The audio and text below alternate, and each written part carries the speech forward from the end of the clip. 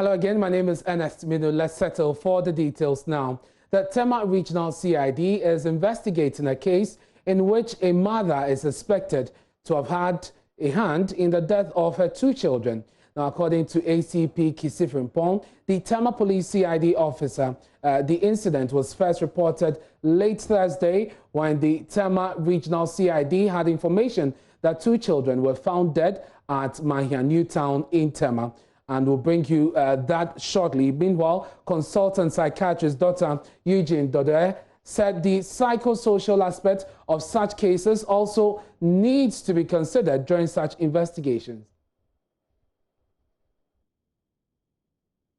This woman obviously does not show any remorse of her actions. And she may not even think that it is wrong for what she did, because just like in the case of Charles Entry, he actually said that going to prison is going to delay him from becoming a president. Now he's going to spend some time in prison before, when he comes out, he becomes the president. So this was an obvious impairment in judgment. So looking at this woman, and I think I have read somewhere, I think on Ghana Web or so, that she had made mention that she will kill the children days before this happened.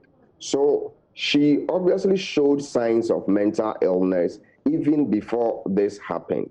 And in this case, I understand no attempt was made to cover her tracks. So she did not kill them and hide them, or she did not kill them and, she didn't even realize she can be prosecuted for, what she did. So basically, she does not understand the implications of her actions. So this woman has an impaired judgment.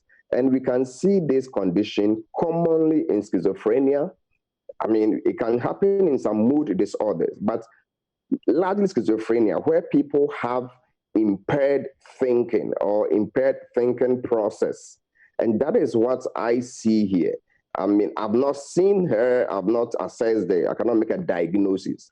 But from the short video I see, this is a woman who does not know the implications of her actions, because she has impaired ability to judge whether, this is right or wrong.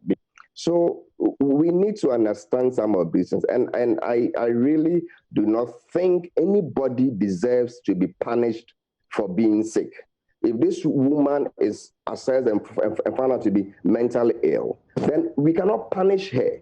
I think we should realize as a state we have failed her for not keeping her alive to save those two children. There should be programs to educate us on what mental illness symptoms are. And that is what I mentioned earlier about mental health literacy.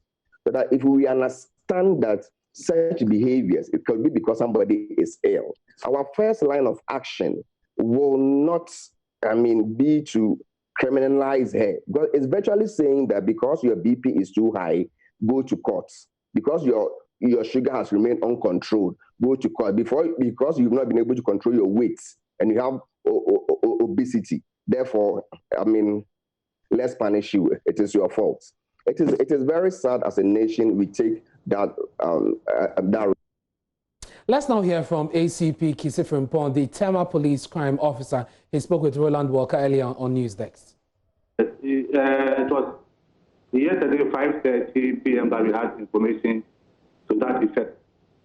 So some of our officers went to the scene and noticed that there were two children on the bed who were pulled when to the touch.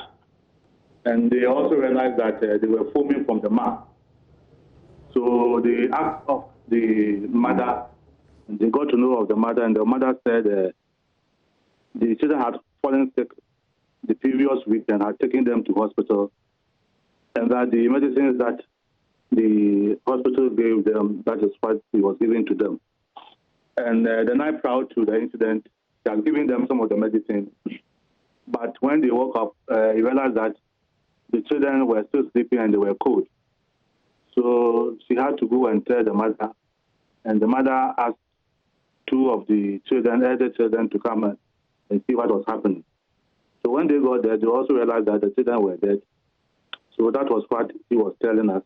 But when we saw that they were foaming from the mouth, we had suspicion that probably they might have taken some poisonous substance. So all the substances that we suspected to be medicine or whatever it is were taken by the police for further investigation. The 2 children were taken to the police hospital.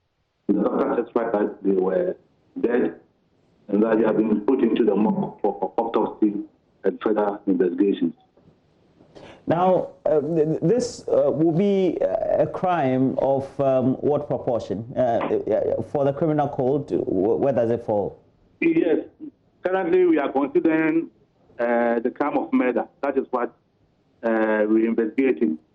So if by the conclusion of our investigation, some other offense is what comes out, or if no offense has been committed, then we will take it from there.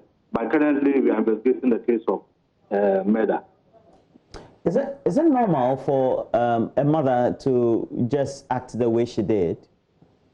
Well, I'm not in a position to say that, but that is her story. She hasn't confessed to us that she poisoned her. So we're still investigating in our custody. Our officers are going to the hospital she alleged we send the children to confirm or otherwise, and then we'll take it from there. Where is the lady currently? She's in our custody. Okay. In Accra or in Tema? In Tema. Mm. Now, in another development, the Savannah Regional Police Command has, as part of its continuous surveillance on alleged perpetrators of the 90-year-old woman, arrested another suspect, a 32-year-old woman at Kejewu, Boto, a suburb of the East Gonja municipality. Now, the suspect is alleged to be one of 3 ladies seen in the viral video torturing the 90-year-old Ekuya Dente. Her arrest brings the number of suspects in police custody to 6.